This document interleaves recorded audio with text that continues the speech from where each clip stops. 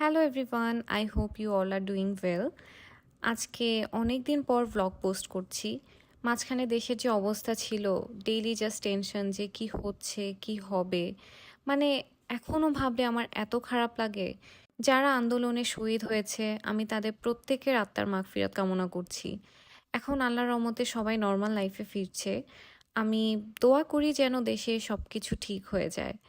যাই হোক, এর মাঝে আমার লাইফে অনেক বড় চেঞ্জেস এসেছে অ্যান্ড আপনাদের আগেই বলেছিলাম যে আমি আপনাদের সাথে একটা নিউজ শেয়ার করব। আর নিউজটা হচ্ছে আমি আর সাজিদ ইউএসএতে মুভ করছি। সো আজকের ব্লগে আমি শেয়ার করতে যাচ্ছি আমাদের বিডি থেকে ইউএসএতে যাওয়ার ফুল জার্নিটা।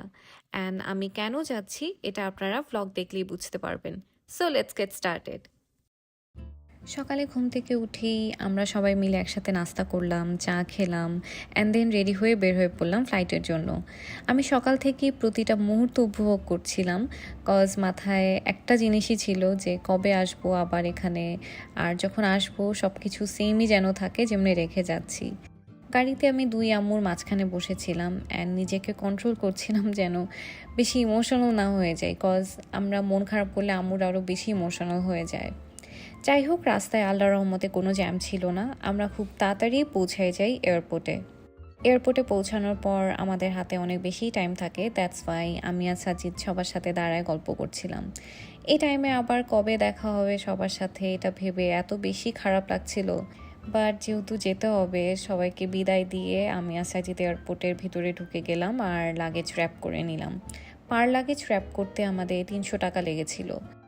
এরপর আমরা বোর্ডিং পাস নিয়ে স্কাই লাউঞ্জে বসলাম আরও 1 ঘন্টার মতো অ্যান্ড এখানে আমরা লাঞ্চ করে নিলাম।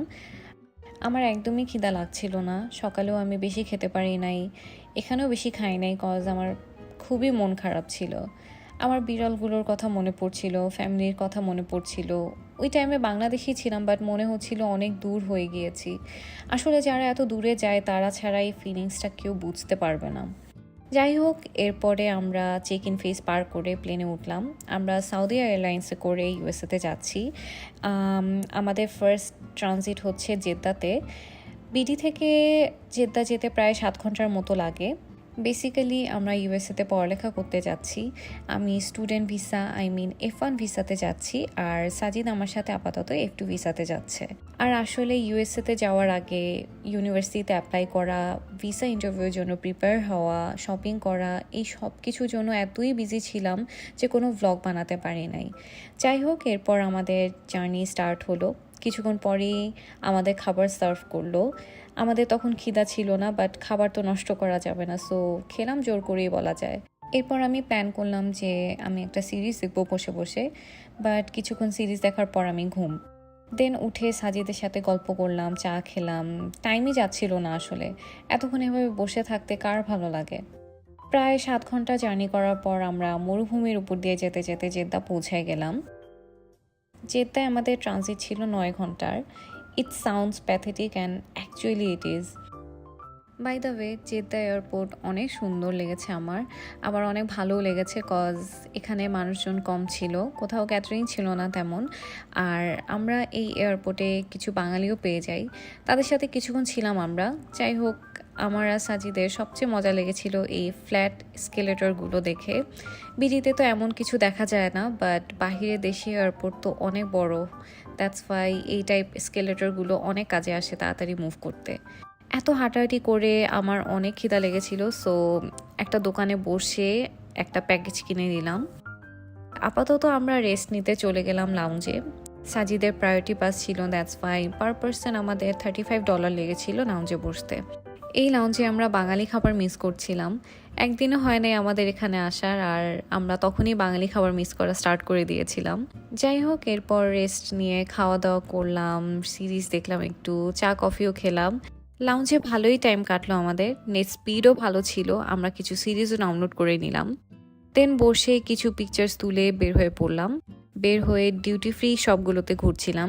আমরা চাচ্ছিলাম একটা পারফিউম কিনতে, বাট এত দাম, তো ভাবলাম থাক এখন না কিনি, ইউএসএ থেকেই কিনবো, পরে প্রবলেম নাই। দেন চেক ইন ফেস পার করলাম আমরা, কোনো প্রবলেম হয় নাই আল্লাহর রহমতে। জাস্ট বারবার ইলেকট্রনিক্স আইটেম একটু ব্যাগ থেকে বের করতে প্যারা লাগছিল আর কি। এরপর আমরা প্লেনে উঠে গেলাম। প্লেনে উঠে আমি কিছুক্ষণ গেমস খেললাম। দেন আমার এত বেশি ঘুম পাচ্ছিল, সো আমি প্রায় ২-৩ ঘন্টার মতো ঘুমালাম। দেন হঠাৎ করে সাজিদ আমাকে ধাক্কায় উঠাই দিল, কজ ব্রেকফাস্ট সার্ভ করা স্টার্ট করেছিল। খাবার আমি বলবো মজার ছিল।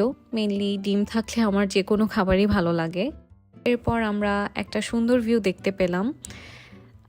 মানে খুবই অসাধারণ একটা ভিউ আসলে। এটা সানরাইজের ভিউ, আর এটা এত ভালো লাগছিল দেখে। প্লেন থেকে এত সুন্দর ভিউ দেখতে পারবো ভাবি নাই আসলে আমরা। দেন আমি আবার একটু সিরিজ দেখলাম, বাট দেখতে গিয়ে ঘুম পাচ্ছিল, সো আরও কিছু ঘন্টা ঘুমালাম। সাজিদও ঘুমালো তখন। কি আর করব, এখানে আসলে ঘুমাই টাইম স্পেন্ড করতে হবে। মাঝখানে আবার আমাদের পিৎজা দিল, অথেন্টিক ইটালিয়ান পিৎজা।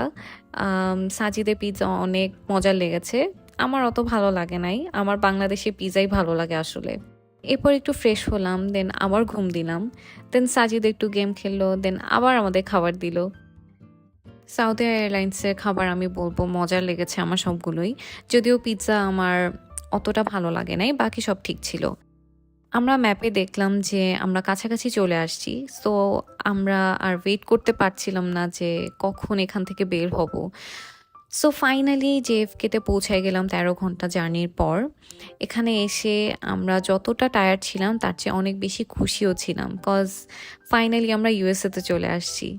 এখান থেকে আমরা ব্যাগেজ ক্লেম করলাম অ্যান্ড দেন আবার চেক ইনের জন্য দিয়ে দিলাম, কজ এখান থেকে আমরা অন্য একটা স্টেটে যাচ্ছি। আমার ইউনিভার্সিটি কোন স্টেটে, আমি কিসের উপর পড়ালেখা করব অ্যান্ড কোন প্রোগ্রামের জন্য যাচ্ছি, এইসব এক্সপ্লেন করব আমি নেক্সট ব্লগে। এই ব্লগে আমি জাস্ট আমার জার্নিটা শেয়ার করছি আর কি। এনিওয়েজ, এখানের এয়ারপোর্ট এতই বড় যে একটা টার্মিনাল থেকে আরেকটাতে যেতে ট্রেন ইউজ করতে হয়। এরপর আমাদের অনেক খিদা লেগেছিল, তখন লাঞ্চের টাইম ছিল আসলে। আমরা খুঁজে একটা হালাল শপ পেলাম, যেখান থেকে একটা প্যাকেজ নিয়ে নিলাম। দেন আমরা আবার কিছুক্ষণ পর প্লেনে উঠলাম, বাট এবার আমরা এখানকার ডোমেস্টিক প্লেনে যাচ্ছি। এখান থেকে আমরা সিনসিনাতিতে যাচ্ছি, যেখানে যেতে আমাদের ২ ঘন্টার মতো লাগবে। আর আবার সিনসিনাতি থেকে আমরা আরেকটা স্টেটে যাব, যেখানে আমার ক্যাম্পাস আর কি।